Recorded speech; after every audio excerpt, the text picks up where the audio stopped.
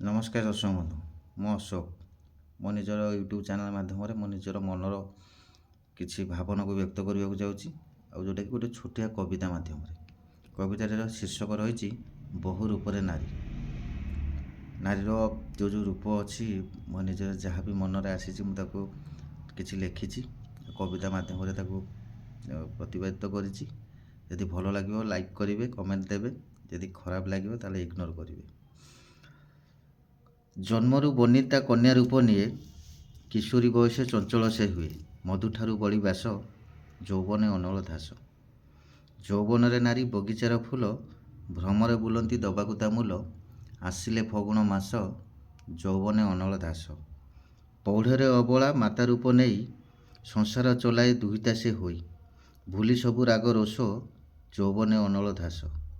ବୃଦ୍ଧାରେ ଜେଜିମା ଆଈମା ରୂପରେ, କାହାଣୀ ଶୁଣାଏ ଶୀତୁଆ ସନ୍ଧ୍ୟାରେ। ବୃଦ୍ଧାରେ ଜେଜିମା ଆଈମା ରୂପରେ, କାହାଣୀ ଶୁଣାଏ ଶୀତୁଆ ସନ୍ଧ୍ୟାରେ। ମନେ ନାହିଁ ଅବଶୋଷ, ଯୌବନେ ଅନଳ ଧାସ, ଯୌବନ ଅନଳ ଧାସ। ଯଦି କବିତାଟି ଟିକେ ଆପଣଙ୍କୁ ଭଲ ଲାଗିଛି ତାହେଲେ ନିଶ୍ଚିନ୍ତ ଭାବେ କମେଣ୍ଟ କରିବେ। ମୁଁ ଆଗକୁ ଆଉ ଲେଖିବା ପାଇଁ ଆପଣମାନଙ୍କର ଉତ୍ସାହ ମୋତେ ମିଳିଲେ ମୁଁ ନିଶ୍ଚିନ୍ତ ଆଗକୁ ଆଉ କିଛି ଲେଖିବା ପାଇଁ ଚେଷ୍ଟା ବି କରିବି। ନମସ୍କାର।